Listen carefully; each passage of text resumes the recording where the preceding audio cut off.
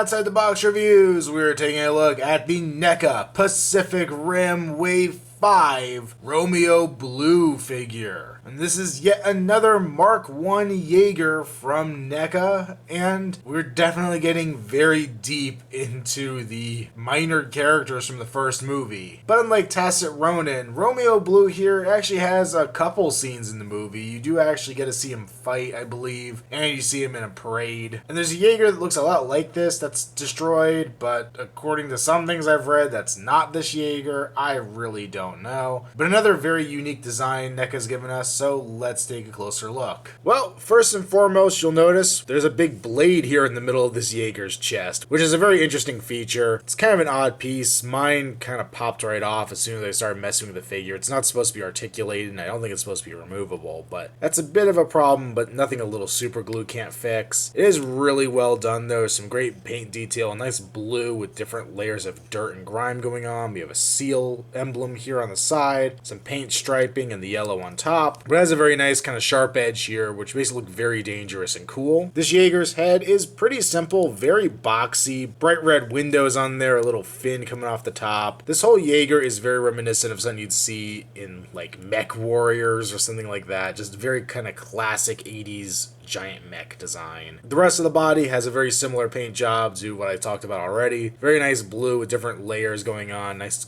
dirt and grime layer to everything. Some nice red striping on it as well. These two extra fins coming off here on the back, which look pretty cool. Some big kind of jet engine turbines and whatever these mechanical pieces are. The arms have a lot of nice mechanical detail as well. A lot of cool kind of inner working pieces visible on the side. The arms themselves are pretty skinny. You can see here there is 3H stamped onto this arm. His hand is very big and flat and wide, which is a cool look. The other arm nearly identical, except on this side you can see the 3H is split apart.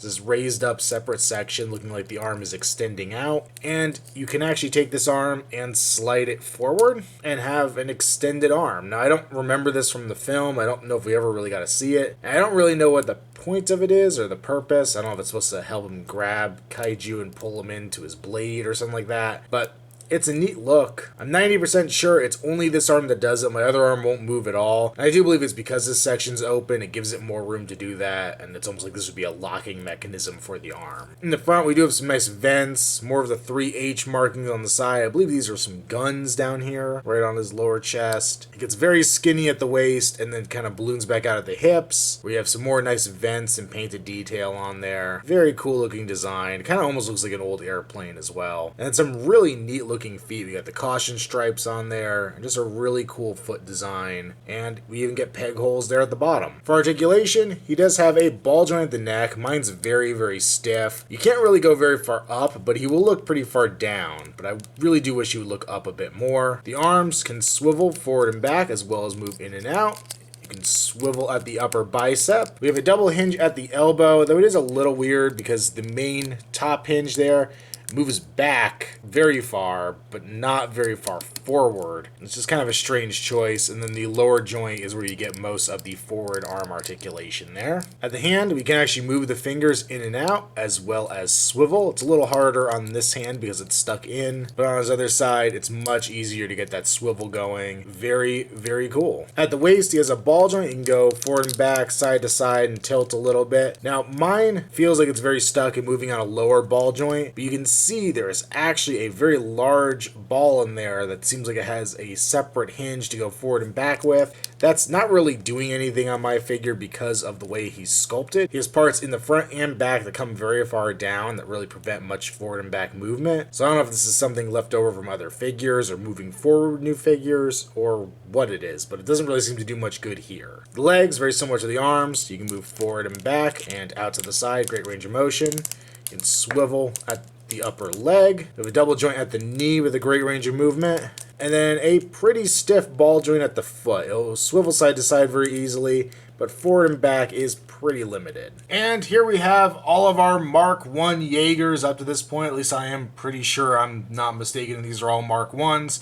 From left to right, we have Tacit Ronin, Romeo Blue, Coyote Tango, and Cherno Alpha. So you can see there is a pretty big size and style difference between all of these Jaegers, but as a set, they do look really cool together. And to bring in a kaiju using its standard body that we've gotten a lot, here's Romeo Blue next to the Battle Damage Knife Head. So this is the new deluxe knife head, the current size all these figures are coming out at. And they look really good next to each other. A really good size difference between the two. So overall, I'm really liking Romeo Blue. He's not a perfect figure. I think he suffers from that syndrome of a lot of NECA's skinnier figures where there's probably going to be some breakages with a few of these things. He has some pretty skinny joints, and unfortunately, it's just the nature of the game that they can cause problems. As always, if you got a stuck joint, put it in some hot water for a little while, soften it up, and then try, or use a hair dryer and soften it up. Just some kind of gentle heat applied to it, and just be gentle and work the joint slowly until it comes free. But I really like the paint on this guy. I like the sculpting on him. I like all the details on him. So he's definitely going to get a recommend. He's not the best Jaeger NECA's ever put out, and if you're going to start collecting Jaegers now, this might not be the one that you want to add to your collection first, but he is a very solid entry and very cool looking. Make sure you check me out on Instagram, username Outside the Box Reviews. Also check me out on Facebook, link below. And until next time, so our Outside the Box reviews, stay tuned for more to come. And there is a very nice kind of sharp edge here on the side of it. Now it's popping up every time I touch it, but